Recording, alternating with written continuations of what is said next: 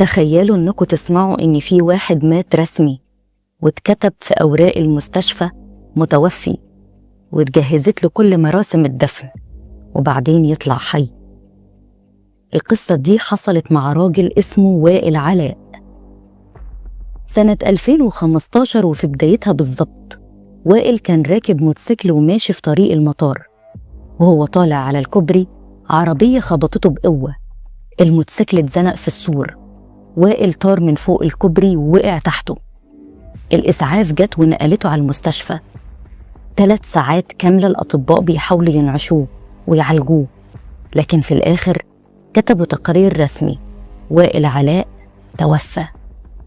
بلغوا أهله وزوجته، بدأت تجهز الجنازة، وأصحابه جم مش قادرين يصدقوا إن وائل مات فجأة.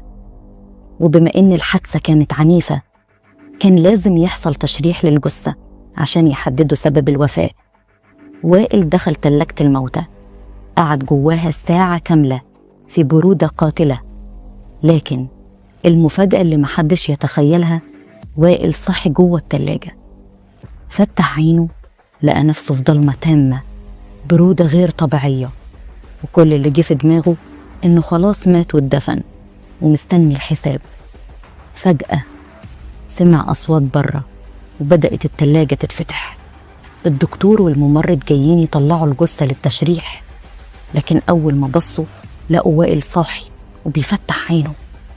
المنظر كان مرعب لدرجة إنهم اتخضوا وجريوا من قدام التلاجة. مدير المستشفى جري بنفسه يتأكد، شاف وائل وقال له: انت اتكتب لك عمر جديد.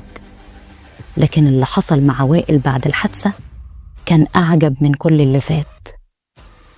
وائل حكى إنه في الفترة اللي كان ميت فيها حلم إنه في ماتش كورة، والمدرب مسكه وقال له: لسه بدري، مش وقتك دلوقتي. وبعدها فتح عينه. من اللحظة دي حياته كلها اتغيرت. بقى عنده حالة غريبة جدا، بطل يعرف ينام طبيعي.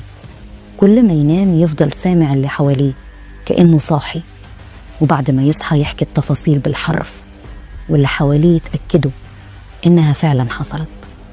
بقى مفسر أحلام بشكل واقعي، مش مجرد تفسيرات عادية. أي حلم يفسره يتحقق بالملي بعد فترة قصيرة جدا. بقى يحس بالمستقبل. مرة صاحبه قال له إنه هيسافر، وائل نصحه: ما تسافرش، في حاجة مش مريحة هناك. صاحبه ما سمعش الكلام وسافر هو وصحابه، وفعلا عملوا حادثة كبيرة. والأغرب من كده، وائل بقى يحس إنه بيخرج بروحه لمكان معين، يشوف الناس ويسمعهم وهم بيتكلموا، وبعدين يرجع يحكي اللي شافه. وكل مرة بيطلع كلامه صح 100%. لكن وسط كل ده وائل مش مبسوط. هو حاسس إنه مش قادر يعيش زي الناس العاديين. تخيل تعيش حياتك وانت عارف اللي هيحصل قبل ما يحصل. مؤكد دي حاجة مرهقة ومش أي حد يستحملها. السؤال هنا: هل تجربة الموت القريبة دي فتحت عند وائل باب لعالم تاني فعلا، ولا مجرد أوهام العقل؟